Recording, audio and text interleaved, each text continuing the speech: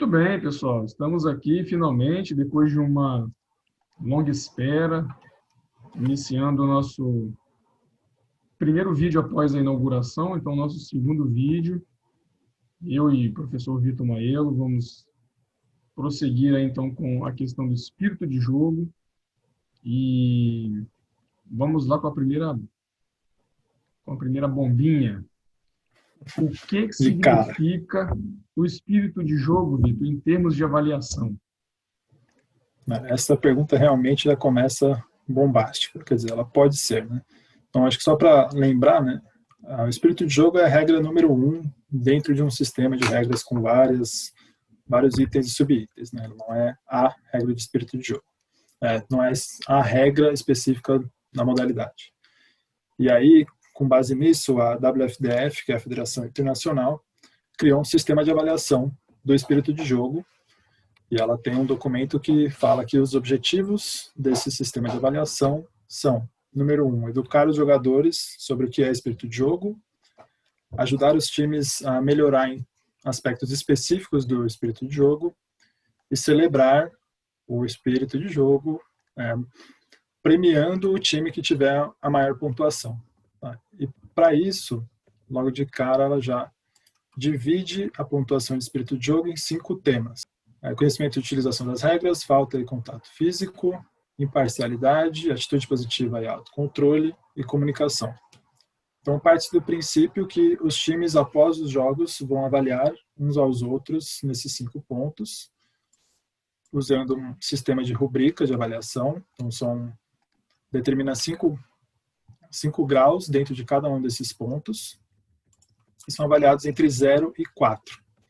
O mais louco, já de cara, na minha opinião, é como ele determina que, como a pontuação vai de 0 a 4, um time pode ser, obviamente, de 0 ou 20 pontos. Só que, logo nas regras, para utilizar essa avaliação, eles falam que uma pontuação normal, comum, esperada, é o 10. Então, só nisso eu já fico meio maluco, porque como assim você tem uma prova ou uma avaliação de pontuação máxima é 20, né? 20, só que o esperado, na verdade, é o 10, só que o esperado, 10, é considerado bom. Então, assim, eu acho meio confuso isso de como você avalia esperando o mínimo, mas o mínimo é o máximo, e tudo isso para você ganhar um prêmio. Então, eu acho meio maluco isso. Eu tenho algumas ressalvas, eu acho que poderia melhorar, tem pontos muito bons aí, mas, de maneira geral, na verdade, a parte que me incomoda bastante é por que premiar um comportamento que é esperado. Foi algo até que eu falei, acho que no Training Camp em Brasília, deixou o pessoal um pouquinho de cabelo em pé na época. Lá. Por que eu tenho que dar um prêmio para um comportamento que é esperado? Por que eu tenho que premiar você ou o seu time por seguir as regras, sendo que seguir as regras é o comportamento esperado? E no caso aqui, o comportamento esperado, como você falou, ele é o meio da tabela. Sim. E é exatamente o meio da tabela, porque é uma escala de 5 pontos, né, que vai de 0 a 4. Então, você acaba sendo talvez o mínimo, né? Porque para baixo disso é ruim. Então, o 2, que é o ponto, talvez ali, pensando numa escala que tem 5 pontos, é um ponto neutro, é um ponto central. Então, a gente poderia pensar em talvez uma escala que tivesse 5 ou 10 pontos, mas que você tem o objetivo de alcançar o máximo. E se você não alcança o máximo, aí você explica por que você não alcançou o máximo. Né? Sim. Isso, inclusive, dentro da escola na qual eu trabalho, foi tema de debate extenso por várias reuniões pedagógicas de como ia, porque a gente estava tentando mudar o sistema de avaliação da escola, e a gente ficou batendo nessa tecla de porque a gente tem que fazer uma avaliação e chegar no que é esperado para cada aluno no final do ano, no final do ano letivo, o que é esperado de um aluno do 5º ano que o aluno do quinto ano, por exemplo, saiba ao final do quinto ano, ao final do Fundamental 1, como um todo. Então, e aí isso seria evidenciado pela nota 10. Só que, e os alunos que passam da nota 10? Como que a gente privilegia, ou como que a gente dá um pouco de apoio para o aluno que passa da nota, mas aí o aluno que chega no esperado não tem 10, aí ficou uma confusão absurda de o que é a nota 10, o que é a nota para passar, o que é o esperado, como você avalia quem passa das expectativas, se a expectativa é meio nebuloso realmente. E isso, é claro que não vai ser a WFDF que vai chegar a essa resposta sobre avaliação, sendo que quem está dentro da pedagogia, quem está dentro das escolas, no mundo como um todo, não consegue responder essa pergunta também. É porque dentro da discussão pedagógica, desculpa te cortar, porque dentro da discussão dentro da escola, da própria educação física, isso seria objetivo atitudinal, né? A gente tem o procedimental, o comportamento e o atitudinal. Então, como que a gente acaba fazendo esse tipo de avaliação? E a gente está diante de uma tabela que, se a gente submeter isso para uma leitura de professores de educação física e especialistas em avaliação, essa tabela vai cair por terra. Sim. Muito claro. Assim. Ela tem pontos positivos, sim. Ela respeita algumas das características de avaliação por rubrica. Ela facilita um ponto, ela dá um pouco mais de objetividade, mas ela ainda é subjetiva em alguns pontos e que geram bastante confusão. A WFDF, inclusive, tem uma folha de exemplos do que seriam exemplos de nota 0, de nota 1, 2, 3 e 4. Só que mesmo dentro dessa tabela de exemplos existem exemplos concorrentes. Então, se você pegar exemplo de faltas e contatos para nota 0. Eles tiveram vários momentos de não evitar contatos físicos. Então, isso dentro de alguns dos exemplos. Aí você vai para, por exemplo, de 2, que é a nota esperada, que é o meio da tabela. Não houve contato físico significativo ou além do acidental. Aí você pega o exemplo de nota 3.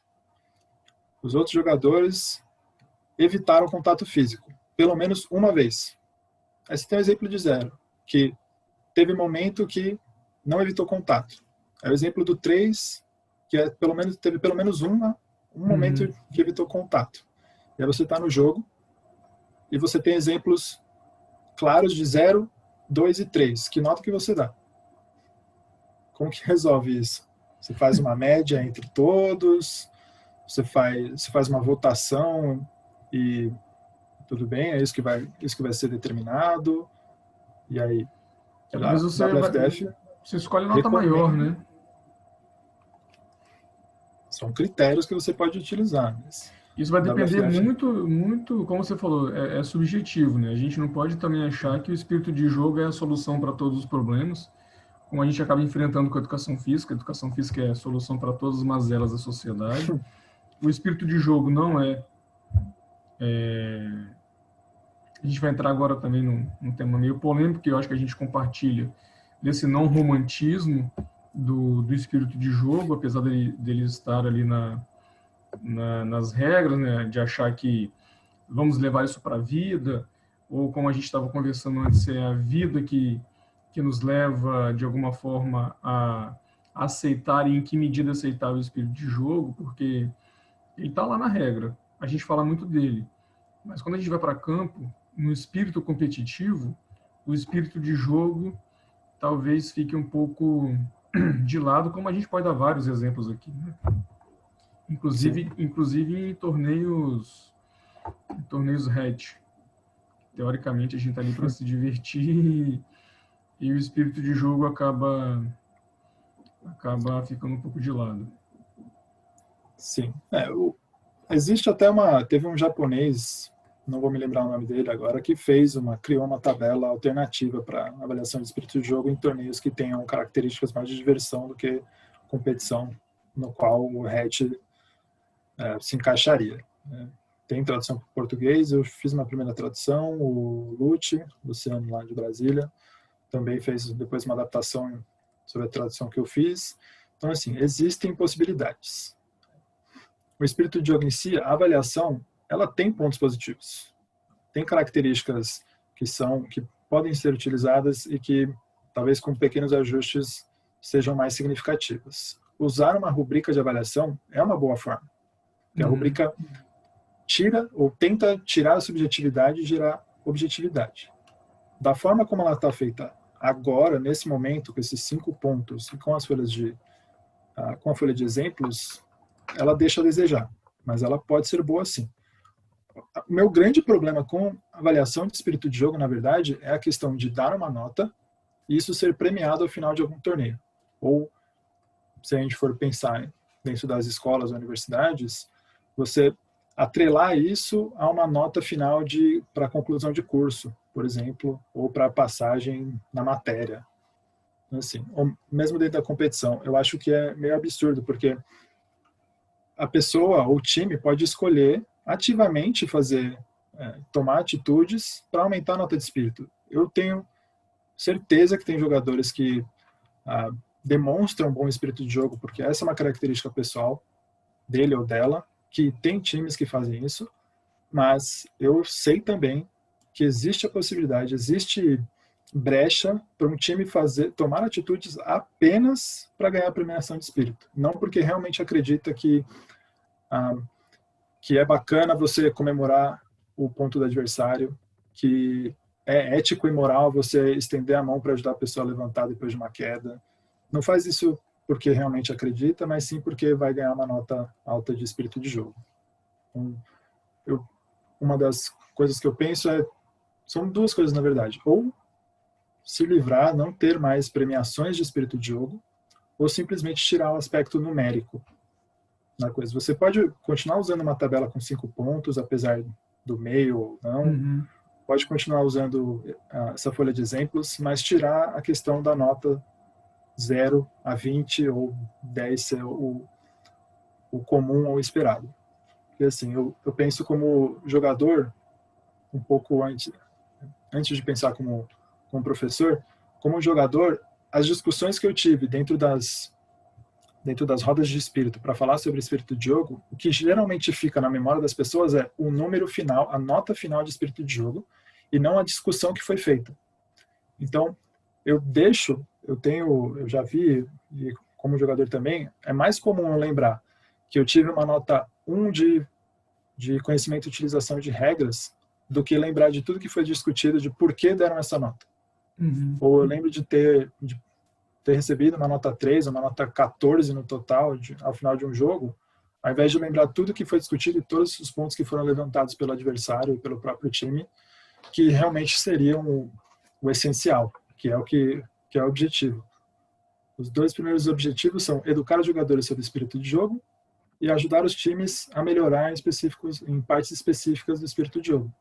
Se eu lembro só do número e não lembro da discussão como um todo, eu acho que isso perde um pouco o significado. Então, talvez, como não sou especialista em avaliação, eu penso que tirar a numeração, tirar esse sistema alfanumérico de nota final, já pode ajudar a melhorar o sistema de avaliação do espírito de jogo. Então, mas aí a gente poderia pensar no espírito de jogo como uma não premiação, algo a não ser premiado, mas será que isso não tiraria a essência da modalidade? Não premiar espírito de jogo e tirar a essência da modalidade? Eu acredito que não. Porque Você acha que não? Porque eu, pelo menos, eu não dependo de uma premiação de espírito de jogo para entender a necessidade de ser auto-arbitrado e de respeitar as regras, respeitar o adversário. Eu não vejo isso. Eu realmente, talvez no começo, quando eu entrei na modalidade, eu tinha também uma visão um pouco mais romantizada e achava que isso ia resolver as mazelas do mundo, como você bem colocou. Mas eu entendi que, como jogador, como ser humano, eu não preciso dessa premiação para aderir às regras e saber que o jogo fica mais gostoso, fica mais prazeroso ser competitivo sem violar nenhuma regra de maneira proposital ou intencional. Não é a premiação de espírito de jogo que me faz jogar tranquilamente, sem maiores problemas, sem ter um juiz. Não é a premiação que me faz querer ler as regras todo ano para lembrar, nossa, esse ponto aqui, como que fazia mesmo? Como que segue essa linha de raciocínio na resolução dessa falta, dessa infração? Eu não acho que depende de uma premiação. A sua resposta ela é coerente com o que você falou aqui até agora, porque eu vou te dar um exemplo. Eu fui jogar uma etapa do Campeonato Paulista em 2015, quando eu ainda jogava, né? Na verdade, eu nunca joguei, mas quando eu entrava em campo, de maneira deliberada, o sujeito que eu estava marcando me deu 2 discadas no peito. Foi deliberado. Okay. Ele não estava... Ele estava parado e eu tomei 2 discadas. O disco está aqui na mão dele e fez assim no meu peito. Era para tentar intimidar. Okay. Porque já tinham me avisado, fulano de tal, caso você marque, ele vai bater um disco no seu peito. E eu nem me mexi. Né? E o que eu queria saber de você é o seguinte, será que o espírito de jogo tem todo esse poder de transformação pessoal do sujeito? Porque a gente vê muito essa coisa de... o espírito de jogo transforma, parece até que a gente entra num looping ou numa seita, né? De que venha, que você será abençoado com um novo caminho de luz na sua vida. E não é assim. Não é assim. Porque se a gente for falar de educação, a gente está falando da família, a gente está falando caso você frequente igreja, é a sociedade que te educa. Não estamos falando aqui de instrução, estamos falando de educação. Então, se você não vem nesse espírito, ou com alguma base do... Agora, por outro lado, Vitor, você entendeu o que eu quis dizer, né? Porque eu já quero pegar um outro gancho. Eu estava conversando com um colombiano do Comunidade del Viento, e ele me falou como que lá na Colômbia eles estão usando o Ultimate Frisbee, o princípio do espírito de jogo, para a resolução de conflitos. Então são duas pontas aí que a gente pode elaborar alguma discussão, mas no próximo episódio, número 3. Pode ser? Pode. Então tá bom. Sem problema. Então vamos elaborar um pouco esse susto que foi esse episódio 2, da ideia do não romantismo sobre o Ultimate Frisbee, sobre o espírito de jogo. E a gente vai agora então para o 3º episódio. Tá certo? Maravilha.